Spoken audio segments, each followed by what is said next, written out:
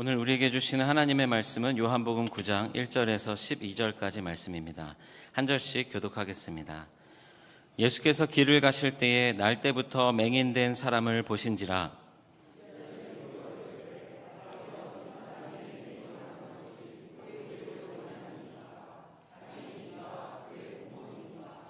예수께서 대답하시되 이 사람이나 그 부모의 죄로 인한 것이 아니라 그에게서 하나님이 하시는 일을 나타내고자 하심이라.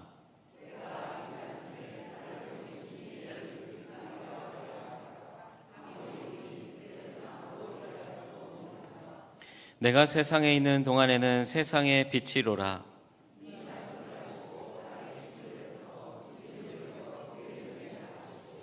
이르시되 실로암 못에 가서 씻으라 하시니 실로암은 번역하면 보냄을 받았다는 뜻이라. 이에 가서 씻고 밝은 눈으로 왔더라.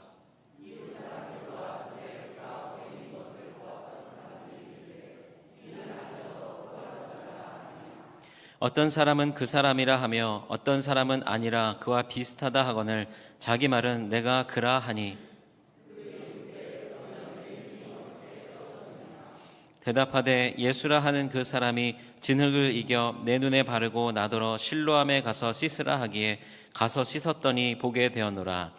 그들이 이르되 그가 어디 있느냐 이르되 알지 못하노라 하니라. 아멘. 오늘 이 시간에는 나를 먼저 찾아오시는 예수님이라는 제목으로 요한복음 9장 1절에서 12절의 말씀을 나눕니다. 설교를 준비하다 보면요, 막 이렇게 원고를 쓰다 보면 하고 싶은 얘기가 굉장히 많아요. 그래서 항상 이렇게 막 줄이는데, 오늘 이 본문의 말씀도 준비하다 보니까 오늘 한 주에다 담을 수가 없는 거예요. 그래서 오늘 이제 하고자 하는 말씀을 나누고 또 다음 주에 이어서 나머지 이야기들을 가지고 또 하나님의 말씀을 나누려고 합니다. 여러분, 우리가 인생을 살아가는 데에 아주 그 절실한 순간들이 있어요. 그 절실한 순간들 가운데 우리가 나도 모르게 질문을 하게 됩니다. 어떤 질문을 합니까? 보통 하나님, 왜 나에게 이런 어려움이 옵니까? 왜 하나님 제 앞길은 이렇게 힘이 드는 거죠? 왜 나는 다른 사람들과 달리 태어날 때부터 뭐 좀 이렇게 안 좋은 그런 상황과 환경, 그런 조건 속에서 내가 이렇게 정말 어렵게 살아가야 됩니까? 하는 그런 질문들을 갖게 돼 있어요. 내가 다른 사람들보다 뭐 그렇게 딱히 특별하게 크게 죄짓고 산 것 같지도 않은데 예기치 못한 그런 불행들을 맞닥뜨릴 때마다 우린 또 신앙인이니까, 하나님 믿고 예수님 믿으니까 그런 질문들을 자연스럽게 하게 되죠. 왜 내게만 이런 큰 불행이 있습니까? 이런 질문을 하는 거예요. 근데 이런 질문이요, 오늘을 사는 우리들만 그랬던 것이 아니에요. 고대인들도, 옛날 사람들도 마찬가지였습니다. 그런데 옛날 사람들, 고대인들은요, 이런 불행을 어떻게 인식하고 받아들였냐면 운명이라고 받아들였어요. 삶에 예기치 못한 불행이나 환난이 오면 이게 운명이다. 그냥 내가 짊어져야 될, 피할 수도 없고 도망칠 수도 없는, 그냥 내가 짊어지고 가야 될 나의 운명이다, 이렇게 받아들였어요. 그런데 여러분, 성경은요 그렇게 이야기하지 않습니다. 성경은 그와 같은 불행을 운명이라고 이야기하지 않고요, 때로는 사명이다, 이렇게 이야기해요.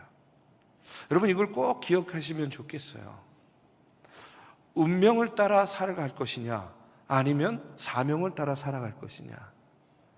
예기치 못한 불행을 그냥 운명으로 받아들이며 살 것이냐, 아니면 그 안에서 하나님께서 나에게 역사하시는 그런 사명을 바라볼 것인가.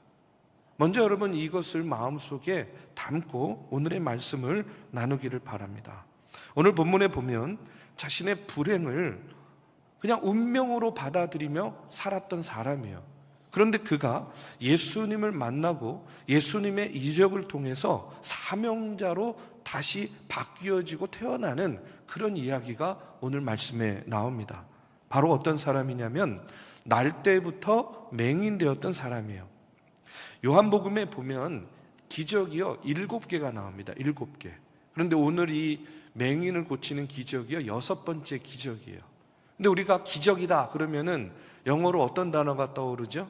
미라클이라는 단어가 떠오를 거예요. 기적, 미라클. 그런데 요한복음에서는 이 기적이라는 단어를, 미라클이라는 단어를 쓰지 않고요, 헬라어로는 세메이온이라는 단어를 씁니다. 근데 이 세메이온이라는 단어가 영어로 번역하면 사인이라는 단어예요. 그러니까 미라클이라는 단어를 쓰지 않고 사인이라는 그런 단어를 쓰고 있어요. 그러니까 직역하면 표적, 징표, 표시, 이제 이런 의미라고 할 수 있어요.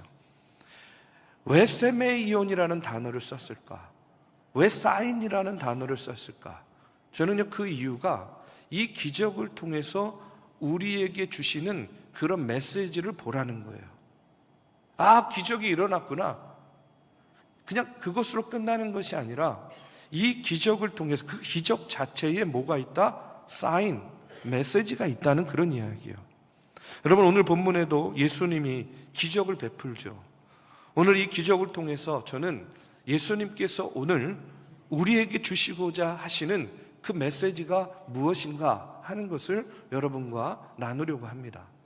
여러분, 1절에 보면 이런 말씀이 나와요. 예수께서 길을 가실 때에 날때부터 맹인된 사람을 보신지라, 이렇게 나와요. 누굴 보셨다고요? 맹인이요, 맹인. 맹인인데 어떤 사람? 날때부터 맹인이에요. 여러분, 후천적으로 맹인되는 사람도 있잖아요. 근데 이 사람은 날때부터 맹인, 태생적인 장애인이었다는 거예요. 그것뿐만이 아닙니다. 8절에 보면 이웃 사람들과 전에 그가 거린인 것을 보았던 사람들이 이르되 앉아서 구걸하던 자가 아니냐, 이렇게 나와요. 자, 이 사람은요 또 구걸하고 있었어요. 우리는 이렇게 쉽게 생각할 수 있어요. 아, 앞을 못 보니까 그냥 구걸하는 삶을 살 수밖에 없었구나, 이렇게 생각할 수 있는데 그렇지 않아요. 2절에 보면 이 사람에게는요 가족도 있었습니다. 가족도 있고 친척도 있었던 그런 사람이에요. 그러니까 이 맹인된 사람이 구걸하고 있었다라는 의미는 뭐냐면 버림받았다는 거예요. 그럼 누구에게 버림받은 거예요? 가족에게, 친척들에게 버림받은 거예요. 여러분, 제가 어렸을 때 기억을 더듬어 보면 예전에요 이렇게 장애가 있는 가족을 버리는 경우들이 종종 있었던 것 같아요. 그래서 전철역이나 버스 정류장만 이제 이런 사람들 많이 모이는데 보면 항상 이렇게 구걸하는 아이들이 있었어요. 여러분 기억나시죠? 네, 기억나실 거예요. 아마 이 당시도 그랬던 것 같아요. 이 사람 역시 맹인이었기 때문에 버려진 거예요. 그러니까 이 사람 안에는 뭐가 있냐? 어떤 아픔이 있냐? 버려졌던, 그 버려진 것에 대한 아픔이 있었다는 거예요. 근데 2절에 보면 그 사람을 보고 제자들이 와서 예수님께 묻습니다. 제자들이 물어 이르되 라삐여, 이 사람이 맹인으로 난 것이 누구의 죄로 인함이니까? 자기니까? 그의 부모니까? 하고 이렇게 물어요. 여러분, 이렇게 묻는 이유가 있어요. 그 당시에 살던 사람들은 모든 불행의 원인에는 죄가 있다라고 생각을 했어요. 그러니까 인과응보 사상이 보편적인 사상이었던 때입니다. 우리가 잘 아는 욥도 보십시오. 욥이 고난당했을 때에 친구들이 와가지고 뭐라고 이야기합니까? 야, 네가 착하게 살고 네가 의롭게 살았다고 생각할지 모르지만 잘 생각해봐. 너 분명히 네가 뭔가 죄를 지었을 거야. 죄가 있을 거야. 네가 지금 생각하지 못하고 떠오르지 못하는 그런 죄가 있으니까 지금 네가 이런 고난 당하는 거 아니야. 그러니까 숨은 죄 그거 빨리 말해봐. 막 이렇게 이야기하잖아요. 그렇죠? 그러니까 모든 고난의 근저에는 뭐가 있다고 생각했다고요? 죄가 있다라고 생각을 한 거예요. 그래서 이렇게 묻는 겁니다. 누구의 죄 때문입니까? 이 사람 맹인된 게. 여러분, 우리도 고난당했을 때 우리 스스로도 그런 생각할 때 있지 않습니까? 아, 내가 또 무슨 죄를 지어서 내가 또 무슨 잘못을 저질렀기에 이런 어려움이 있나? 그럼 그것뿐만이 아니에요. 나도 나를 생각하면서 그렇게 자책하고 괴로울 때가 있는데 남들이요 또 어떤 불행을 보거나 어려움을 당한 사람을 보면 이런 얘기 하잖아요. 저 사람은 뭔 죄를 지었길래 저런 일을 당해? 다른 사람의 눈초리도 있는 거예요. 내가 나를 보면서도 괴롭고 자책하고 남들의 눈초리까지도 나를 괴롭게 하는 거예요. 그런데 여러분, 예수님이 그와 같은 질문 가운데 어떻게 대답을 하냐면 이렇게 이야기해요. 예수님께서 대답하시되 이 사람이나 그 부모의 죄로 인한 것이 아니라 그에게서 하나님이 하시는 일을 나타내고자 하심이라, 이렇게 이야기해요. 누구의 죄 때문에 그런 것이 아니다. 하나님이 하시는 일을 나타내고자 합니다. 여러분, 이 말씀을요 꼭 마음속에 새기시기 바랍니다. 여러분, 우리가 하나님이 하시고자 하시는 이 일을 뭐라고 우리가 이야기를 하냐면 사명이라고 이야기하는 거예요. 하나님께서 우리를 통해서 나타내고자 하시는 일, 그게 뭐라고요? 사명이에요, 사명. 그러니까 제자들은 지금 이 맹인을 보고 운명입니까? 이 사람의 운명입니까? 라고 물었는데 예수님은 뭐라고 대답하세요? 사명이라고 대답하는 거예요. 제가 앞서도 이야기했죠. 보통의 사람들은 삶의 불행을 어떻게 받아들인다고요? 운명이라고 받아들인다고요. 그러나 때로는 우리는요, 그것을요, 운명으로 받아들이는 것이 아니라 뭘로 받아들이냐면 사명으로 받아들여야 된다는 거예요. 만약에 운명을 따라 살아가는 삶이었다면요, 저는요, 절대로 지금 이 자리에 설 수 없었을 겁니다. 그런데 사명 따라 살다 보니까 하나님이 그 운명을 뛰어넘어서 이 자리까지 세워주셨다. 저는 그렇게 믿어요. 지금 제자들이 이 맹인을 보고 운명입니까? 라고 물었을 때에 예수님의 대답은 뭐라고요? 아니다. 사명이라는 거예요. 그걸 통해서 하나님의 일을 나타낼 것이 있다라는 그런 말씀입니다. 한마디로 사명을 따른다는 그런 이야기예요. 그럼 이 맹인을 통해서 하나님이 하시고자 하신 일이, 그 사명이 무엇이냐? 4절 5절에 보니까 때가 아직 낮음에 나를 보내신 이의 일을 우리가 하여야 하리라. 밤이 오리니 그때는 아무도 일할 수 없느니라. 내가 세상에 있는 동안에는 세상의 빛이로다. 이렇게 이야기해요. 예수님이 지금 낮이니까 일한다는 거예요. 그러면서 내게 빛을 주는 사명을 주기 위해서 이 땅에 왔다라고 이렇게 말씀하고 있습니다. 다시 말해서 이런 거죠. 이 맹인을 고치는 사건, 어둠에 있는 맹인 한 사람에게 빛을 주는 것을 통해서 이 땅에서 사는, 그 어둠 가운데에서 사는 사람들에게 내가 빛을 줄 수 있다라는 것을 보여주시기 위함이라는 거예요. 이 사명을 감당하기 위해서 내가 이 땅에 왔고 이와 같은 일들이 벌어지고 있다 하는 그런 이야기입니다. 여러분, 예수님의 이 말씀을 우리가 마음속 깊이 좀 묵상해 보시면 좋겠어요. 내가 지금 어려움과 고통 당하고 있어요. 마음이 괴롭고 삶이 괴롭고 너무나 힘듭니다. 근데 그때 예수님이 오셔가지고요, 이렇게 이야기하는 거예요. 너의 죄 때문이 아니야. 너의 잘못 때문이 아니야. 네가 나를 만나서 빛을 만나고 빛을 보게 된 다음에 네가 회복되는 거야. 그리고 그 모습을 어둠 속에 있는 사람들이 보면서 나도 지금 어둠 속에 있지만 내가 빛 대신 예수님을 만나기만 하면 나도 내 삶의 그 어둠을 걷어내고 치유되고 회복될 수 있구나 하는 그런 소망, 그 희망을 보여주기 위해서, 그 사명 감당하기 위해서 내가 너를 부른 거야. 예수님 만나면 내 문제만 해결되는 것이 아니라 그 모습을 지켜보는 수많은 사람들에게 희망과 소망과 용기를 주기 위한, 제가 이런 표현이 맞을지 모르겠지만 사명이 있는 불행이야. 사명 있는 불행. 이것이 오늘 예수님이 보여주신 세메이온, 바로 표적, 사인, 이 기적을 통해서 오늘 저와 여러분에게 주시는 메시지라고 저는 믿습니다. 여러분, 오늘 말씀을 통해서 보면 저는요, 맹인은요 우리를 상징한다고 생각해요. 우리 모든 사람, 우리가요 보고 있지만 영적으로 보면 영적인 맹인이라고도 이야기하지 않습니까? 우리가 본다고 하지만 영적으로 맹인된 삶을 사는 사람이 얼마나 많이 있습니까? 암담해요. 아무것도 보이지 않아요. 언제나 불안과 두려움과 염려가 있습니다. 어둠 속에 있는 거예요. 흑암의 권세 속에 있는 거예요. 잘 먹고 잘 사는 것 같지만 거림과 다를 게 없어요. 왜냐? 그냥 늘 먹고 사는 일에만 그냥 그것 때문에 바쁘고 거기에 얽매여 살고 있으니까.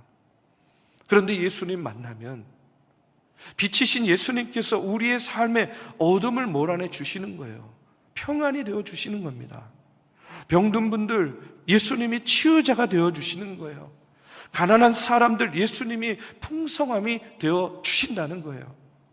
그러니까 언제나 저는요 우리의 마음 가운데, 우리의 삶 가운데 간절한 바람이 있어야 된다고 생각해요. 그 바람이 뭐냐? 예수님 만나고 싶어요. 예수님 만나주세요. 주님 만나기를 원합니다.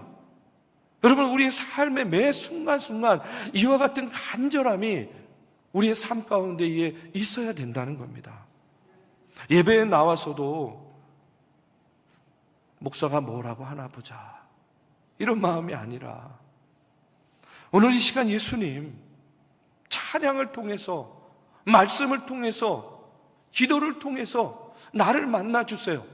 나를 터치해 주세요. 여러분, 이렇게 간절히 기도해야 돼요. 세상에 살 때에도 아니 왜 나만 이런 일이 일어나요? 왜 나에게만 이런 불행이 찾아와요? 너무 힘들어요. 괴로워요. 벗어나고 싶어요. 그러니까 그때마다 우리가 더 간절한 마음으로 주님 만나주세요. 주님 만나기 원해요. 여러분, 이와 같은 갈망이 우리 안에 그치지 않을 때에 여러분, 우리는요 예수님을 만날 수 있어요. 목사님, 나도 만나고 싶어요. 누가 뭐 만나기 싫어서 안 만나나요? 근데 어떻게 만나요? 어떻게 만나는 거예요? 이런 마음 가질 수 있어요. 근데 여러분, 염려하지 않으셔도 돼요. 왜냐하면 주님은 내가 찾는 것이 아니라 주님이 나를 먼저 찾아와 주시기 때문에 여러분, 걱정하지 않으셔도 돼요. 우리에게 그런 갈망이 있다고 한다면 내가 찾기 전에 주님이 나를 찾아와 주십니다. 여러분, 오늘 1절 다시 보면 예수께서 길을 가실 때에 날 때부터 맹인된 사람을 보신지라 이렇게 나오고 있어요. 여러분, 누가 먼저 봤습니까? 예수님이 봤습니까? 맹인이 먼저 봤습니까? 여러분, 이건요 질문도 안 되는 거예요. 맹인이 어떻게 보겠어요? 그렇죠? 속으셨죠? 이건 질문도 안 되는 거예요. 맹인이 어떻게 봐요? 못 보잖아요. 예수님이 먼저 보신 거예요. 어찌됐든. 근데 보십시오, 우리도 그런 거예요. 우리도 영적인 맹인이잖아요. 그러면 우리가 볼 수 있는 게 아니라는 겁니다. 예수님이 먼저 우리를 보시는 거예요. 그리고 우리에게 찾아와 주신다는 거예요. 오늘 예배에 나온 성도님들, 오늘 마라톤 때문에 얼마나 힘들게 오셨어요. 그렇죠? 제 요즘에 그 마라톤 노이로제 생길 것 같아요. 그 어렵게 힘겹게 주님 전에 왔어요. 얼마나 귀한 발걸음이에요. 그런데 중요한 건 뭐냐면 내가 그렇게 애써서 왔지만 내가 온 것이 아니라 주님께서 부르셨다는 거예요. 여러분, 구원도 마찬가지 아닙니까? 구원도 내가 찾아서 구원받은 게 아니잖아요. 하나님께서 우리를 불쌍히 여기시고 긍휼히 여겨주셔서 우리를 그냥 죄 가운데 내버려 두지 않으시고 찾아와 주신 거잖아요. 우리가 구원을 찾은 것이 아니라 주님께서 우리를 찾아와 주신 거고, 우리는 그와 같은 부르심에 응답했기 때문에 구원받은 하나님의 자녀가 된 것이죠. 여러분, 모든 이방 종교의 특징이 뭔지 아십니까? 모든 이방 종교의 특징은요, 인간이 신에게 찾아가는 거예요. 그래서 막 지성 드린다 그러잖아요. 막 치성 드리고 비나이다 비나이다. 그래서 지성이면 감천이다. 그걸 보고 하늘이 감동한다. 그러니까 모든 이방 종교의 특징은 인간이 신을 찾아가는 거예요. 그런데 기독교는요, 그렇지 않습니다. 기독교는요, 하나님이 우리에게 찾아오신 거예요. 먼저 우리에게 찾아오신 거예요. 우리는 찾아갈 수 있는 존재가 아닙니다. 왜냐? 영적 맹인이기 때문에. 우리를 찾아오신 거예요. 여러분, 믿으시기를 주님의 이름으로 축복합니다. 그럼 우리가 해야 될 일이 무엇이냐? 주님 찾아오셨어요. 그럼 우리가 해야 될 일은 무엇이냐? 당연하죠. 영접하는 거예요. 요한계시록 3장 20절에 보면 우리가 잘 아는 그런 말씀이 나옵니다. 우리 한번 이제 눈을 뜨고 어둠에서 깨어나서 같이 한번 봉독해 보겠습니다. 자, 시작. 볼지어다 내가 문 밖에 서서 두드리노니 누구든지 내 음성을 듣고 문을 열면 내가 그에게로 들어가 그와 더불어 먹고 그는 나와 더불어 먹으리라. 예수님이 문을 두드리는 거예요. 그러면 우리는 어떻게 하면 돼요? 문을 열고 영접하면 되는 거예요. 그러면 예수님이 내게로 들어와서 예수님과 더불어 먹고 마시게 된다. 언제나 찾아오시는 주님을 영접하는 것, 그것이 오늘 우리가 해야 될 일이라는 겁니다. 주님은 찾아오신다니까요. 여러분, 마가복음 6장에도 보면 예수님께서 오병이어의 기적을 일으키신 다음에 이제 제자들은요, 배를 태워가지고 건너편 벳세다로 가라고 했어요. 그리고 예수님은 산에 올라가셔서 기도를 하셨습니다. 근데 벳세다로 배를 타고 건너가는데 풍랑이 일었어요. 배가 뒤집혀서 이제 다 죽을 것 같아요. 제자들이 두려움에 떨고 있어요.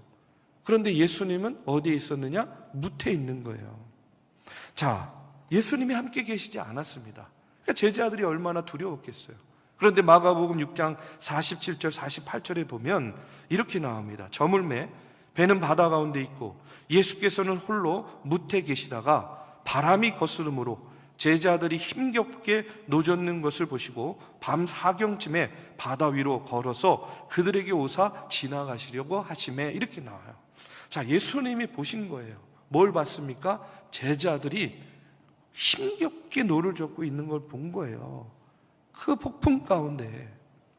그리고 예수님이 그걸 보시고 어떻게 합니까?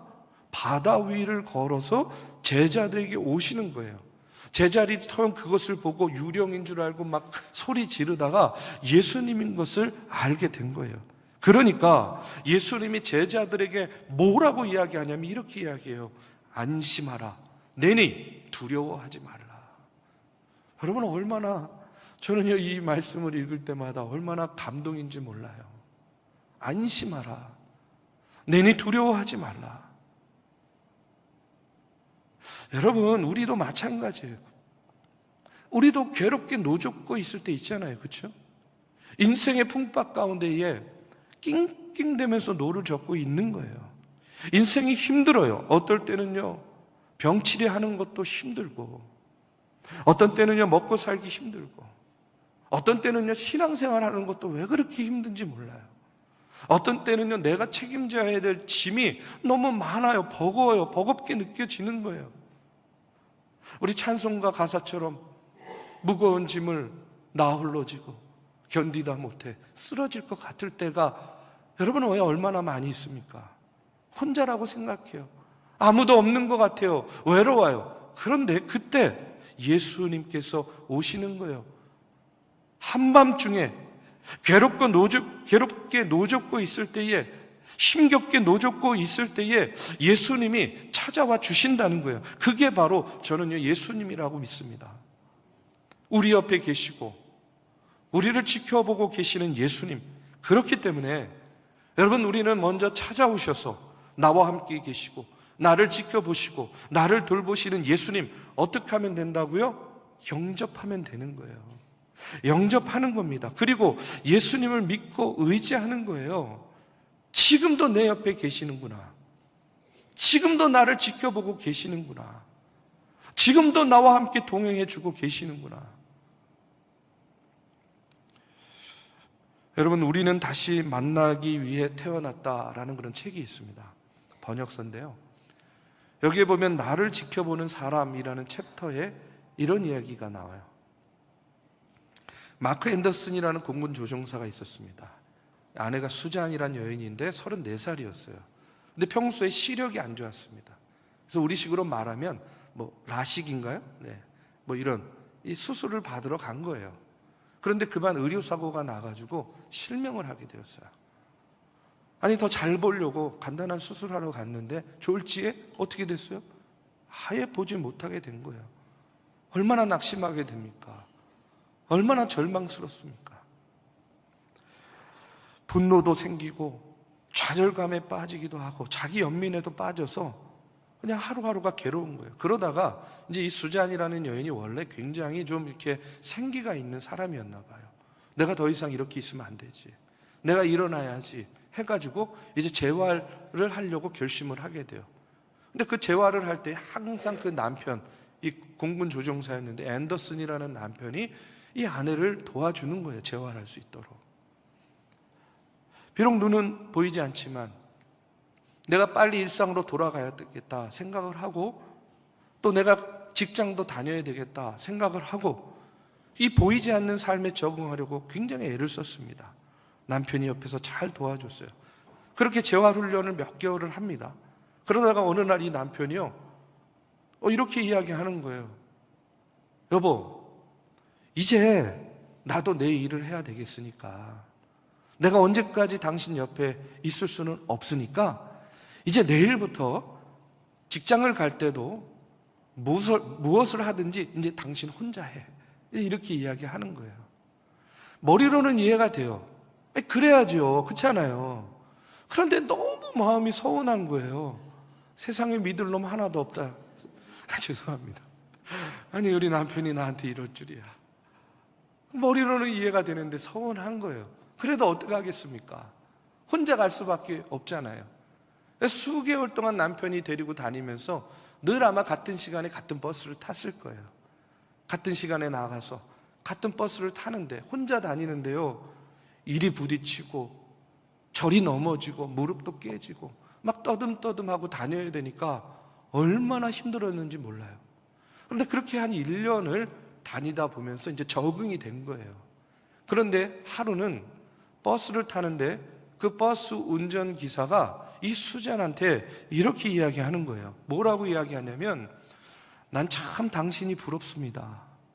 왜요? 그랬더니, 아니, 앞도 안 보이는 사람이 뭐가 부러워요? 하고 물었어요. 그랬더니, 아니, 당신같이 사랑받고 보호받는 여성이라면 참 살만할 것 같아요. 참 행복하지 않습니까? 하고 이렇게 이야기하는 거예요. 아니, 왜요? 뭐가요? 나는 힘들어 죽겠는데? 그랬더니 이 기사가 얘기하는 거야. 아니, 모르셨어요? 지난 1년 동안 365일 하루도 빠짐없이 당신 남편이 당신 한 10m쯤 거리 뒤에서 늘 당신을 따라다니고 있었습니다. 쳐다보고 돌보고 있었고, 앞에 위험스러운 게 있으면 먼저 가가지고 치워주고, 이제 이러면서 1년 동안 하루도 빠지지 않고 이 남편이 먼 거리에서 모르게, 아내 모르게 늘 지켜보면서 따라다녔다는 거예요. 이 수잔의 남편, 이 앤더슨이요, 매정한 사람이 아니었어요. 근데 왜 아내에게 이렇게 할 수밖에 없었겠습니까? 혼자 일어서게 하기 위해서. 혼자 생활해야만 되니까. 안 보이는 아내, 그렇지만 어떻게 혼자 내버려 둘 수는 없는 거잖아요. 그러니까 멀리서 바라보면서 늘 그 옆에서 동행해주고 지켜주고 도와주고 보살펴줬던 거예요. 그 모습을 1년 동안 지켜본 기사가 수잔에게 당신 참 부럽다고, 이런 사랑 받고 있으니까.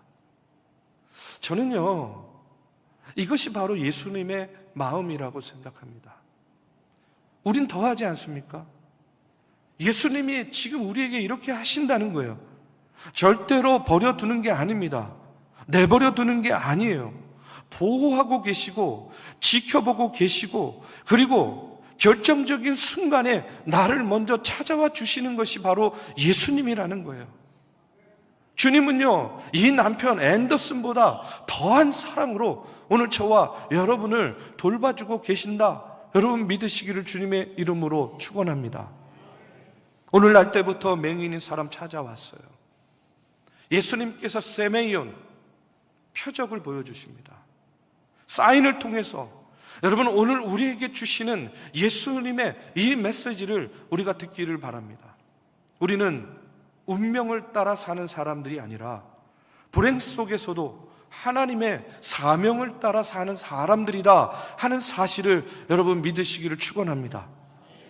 그 사명을 알기 위해서, 그 사명 감당하기 위해서 여러분 우리도 예수님 만나야 되는 거예요.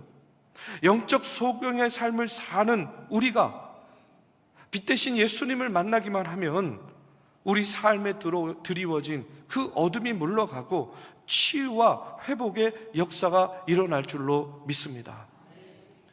여러분 주님 만나고자 하는 열망 가지십시오. 주님 만나고 싶어요. 주님 만나주세요. 예수님 만나기 원합니다. 여러분 그 열망 가운데 주님께서는요, 날마다 우리의 영적인 문, 마음의 문, 우리의 심령의 문을 두드리고 계시다는 거예요. 우리가 우리의 마음의 문을 열고 주님을 영접하기만 하면 주님은 늘 내 옆에서 나를 지켜보시고 보호하시고 인도해 주시고 돌보고 계시다는 겁니다. 여러분 나를 먼저 찾아오신 예수님이 나와 함께 계심을 오늘도 믿으시고 그와 같은 믿음으로 세상 가운데 어디에 있든 무엇을 하든지 주님과 동행하는 그와 같은 믿음의 삶이 되시기를 주님의 이름으로 축복합니다.